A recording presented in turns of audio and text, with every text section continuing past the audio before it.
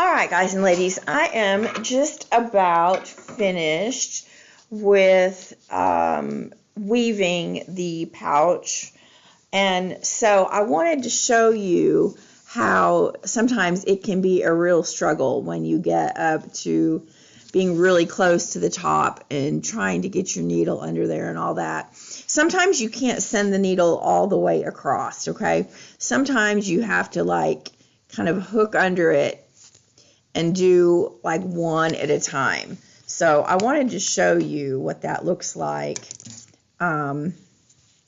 So when you get to that point, you're like, I'm not sure what I'm supposed to do. Okay, well, this is kind of what you want to do, because you've still got room there, but you can't get your needle all the way across. So sometimes you just, like I said, you have to hook one at a time, one of your warp threads at a time there, and get that to go through, because my string's getting short. And one more right there, and then I am finished. So, well, if I can get it unfrayed, there we go. There. Okay, so, there we go, done. So now, it's packed really tightly. You can't see any of the warp threads through there. It's really close to the top of the teeth that we cut, and this is the back side, kind of what it looks like after you get it tied and finished knotted off. I went ahead and did that side just for the sake of time on the camera. But what you're going to do is you're going to start tying your knots, and I've already done, I think, 4 of the knots down here. So here is another set. Remember where you laid the strings across and it's kind of like they locked arms? Well, I'm going to further lock those arms. I'm going to actually tie those two together. And if you know how to tie a square knot, then that is awesome. But if you don't, just triple knot that right there. And then once you have that knot, you can trim these little guys.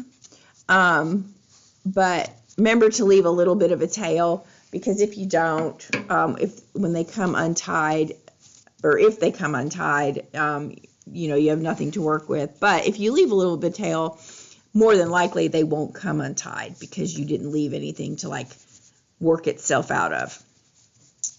So I'm going to trim the rest of these that I've already finished, but I'm not going to cut the 2 at the top. And I'll show you why. So I got another knot to go right here. Tie that one. And that. And these 2 were partners, so I'm going to tie them.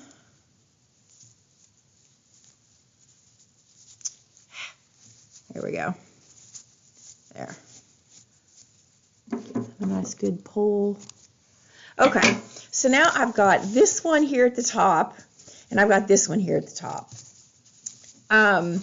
I'm going to leave those 2 for a minute, because if you remember from the first video, we taped strings on the inside of our pouch, okay? So we need something to tie those to, and hopefully these 2 strings will be those 2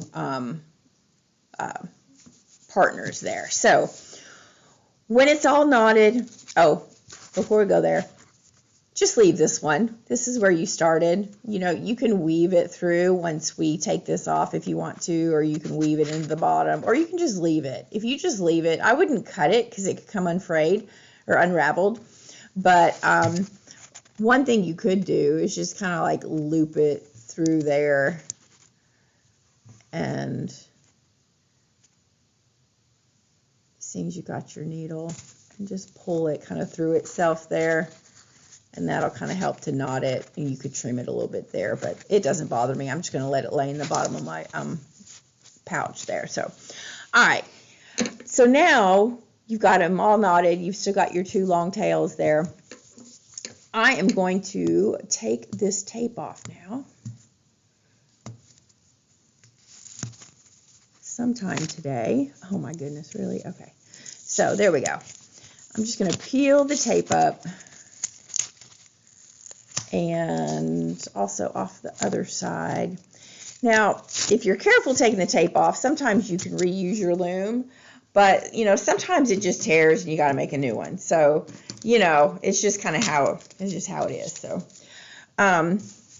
now we can open that up and we can kind of see down inside where we taped those strings when we started. So I'm going to just kind of pick at that tape. Ow, that was my fingernail. And try to get that string out from under that tape. So there we go. There's one. I'm just going to let it hang over there for a minute while I try to pick out the other one. Oh, gosh, that hurt twice now. Okay, there we go. Sorry, little Debbie. I'm totally scratching your face in there. Okay. There we go. So, I'm pull the tape off this one. All right. So now we have those strings that were on the inside. They are free from their tape, and I'm just going to pop them back out of where they were kind of stationed at to begin with. And now this string that I had left over, I am going to knot it into place. I'm going to give it a really good pull. Okay. And then I'm going to flip this over and do the same thing to this side, because here's that string, okay, and here's my leftover one that I saved. And I'm going to knot that one into place.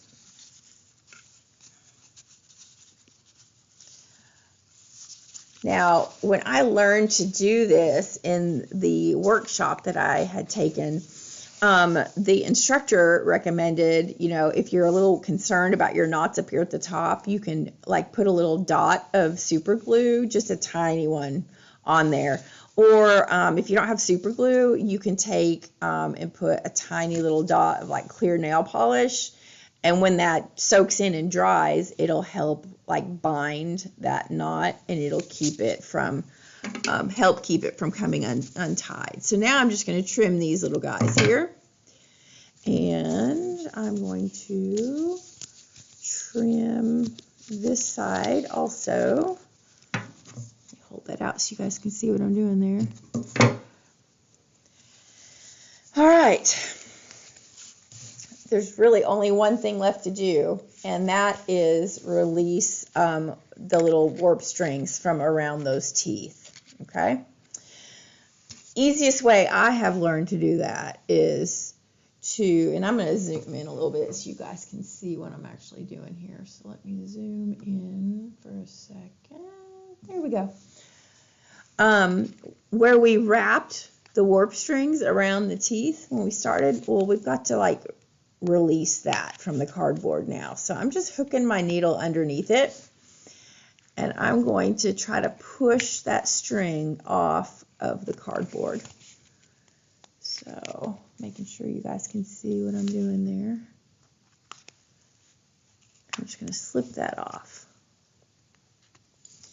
What you don't want to do is break one of these right now, because those little loops are really important in keeping your whole weaving together.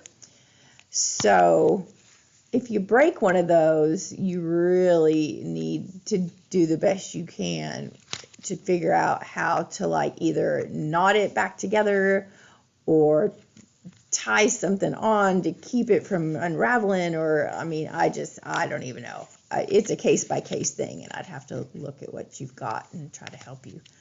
But there we go. Slip that one off, and that's the last one all the way around. So I'm just going to kind of wiggle my cardboard now, and I can back out a little bit because you don't need to see quite that much. All right.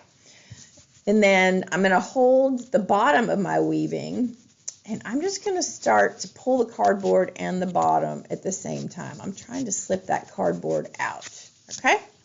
So there is the weaving freed from the cardboard, and then you just turn it inside out.